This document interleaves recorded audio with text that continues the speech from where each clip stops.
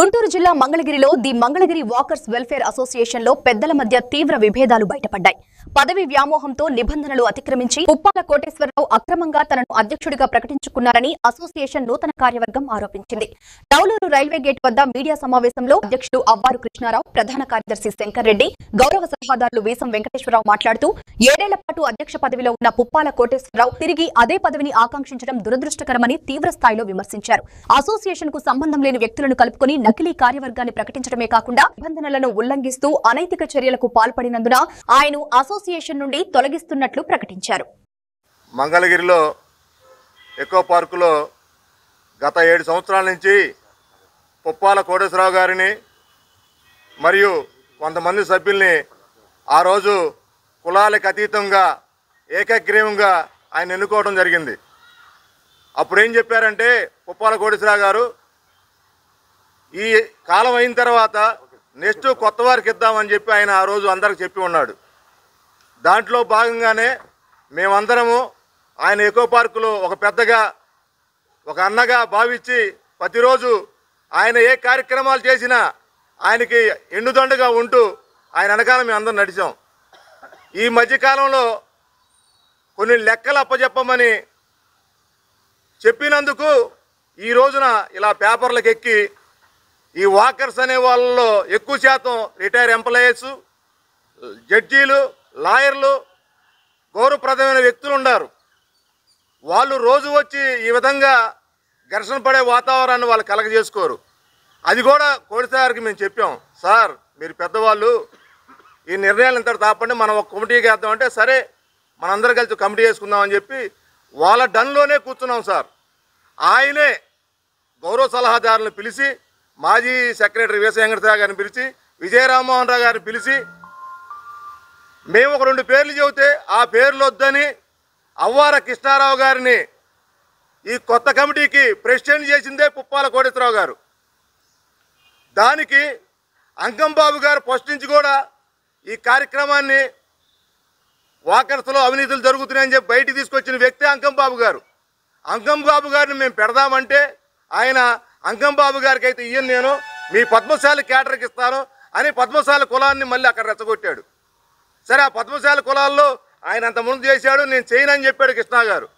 దానికి నేను ఆయనకైతే ఇస్తానంటే దాన్ని కూడా ఒప్పందం చేసుకొని ఆ రోజు అవ్వారు కృష్ణారావు ప్రెసిడెంట్ చేసాం. పద్మశాలి వచ్చేతాలు మేము పూర్ణాగారికి ఇవ్వమని చెప్పాం. పద్మశాలి వచ్చేతాలుగా మేము ఒకసారి కూర్చొని పెద్దలందరూ పూర్ణాగారు ఎట్లా మాట్లాడుకున్నాం. దాన్ని కూడా ఏకీభవించాల. సరే సెక్రటరీగా శంకరెడ్డి గారి పేరు నువ్వు సూచించాం. శంకరెడ్డి గారి పేరు కూడా ఫస్ట్ వద్దన్నాడు, తర్వాత ఆయనే ఏకీభవించాడు. లక్ష్మణ గారిని కోశాధికారిని చేసాం. ఆ భాగంలో ఆయన సంతకాలు పెట్టించి ఆయన దగ్గరున్న 2,58,500 వాళ్ళు క్యాష్ అప్పచెప్పి ఈ రోజు మీకు గౌరవాధ్యక్షుడు నేను ఉంటానని చెప్పి సంతకం పెట్టి అందరినీ హ్యాపీగా కార్యక్రమాలు చేసుకుంటుంటే కార్యక్రమమైన 3వ రోజు ఏదో వంక పెట్టుకొని ఒక 12 మందిని తన టన్నులో పిలుచుకొని ఆ 12 మంది చేత ఇందాక పూర్ణాగారు చెప్పినట్టు పెద్దిరాజులు గారు అని ఆయన పెద్ద ఆయన చాలా గౌరవించాం. ఆయన పుస్తకం పట్టుకొని మీరు దాంట్లో చేరండి, మాది ప్రియులు అని ఏం చెప్పారు. సరే ఎవరి ఇష్టం వాళ్ళది. ఈ విషయం ఆయన తెలియదు కదా, ఏం దగ్గరుండి చేశాడు. దానికి వద్దంటే నేను కమిటీ పెట్టాండి. దానికి అసలు ఒరిజినల్ వాకర్ అసోసియేషన్ ప్రెసిడెంట్ది మాది, వెల్ఫేర్ అసోసియేషన్ అనేది మాది. మాకు అన్ని అప్పచెప్పావు, గౌరవ సలహాదారు సభ్యుల సమక్షంలో నువ్వు అప్పచెప్పావు, నీ సంతకం ఉంది, ఎక్కడ మాయ మాటలు లేవు. ఇది ప్రజలకి మీ మీడియా ద్వారాగా తెలియపరచమని మేము మిమ్మల్ని మరీగా మిక్కులు వేడుకుంటున్నాం.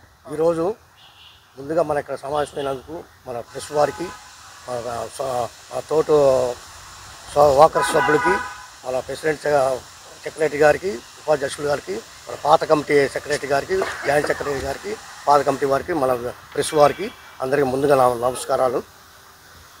ఈరోజు మనం చెప్పబోయేది ఏంటంటే, గత నెల క్రితం మన అసోసియేషన్ ఏర్పడిందండి. ఈ అసోసియేషన్ కూడా మన మన విజయమోహన్ గారు, గౌరవ అధ్యక్షులుగా ఉన్న విజయమోహన్ గారు, తర్వాత అప్పుడు మాజీ అధ్యక్షులుగా ఉన్న పుప్పాల కోటేశ్వరరావు గారు, మన సెక్రటరీగా ఉన్న వీసం వెంకటేశ్వర గారు, ఇలా అందరి ఆధ్వర్యంలో ఒక కమిటీ ఏర్పాటు జరిగిందండి.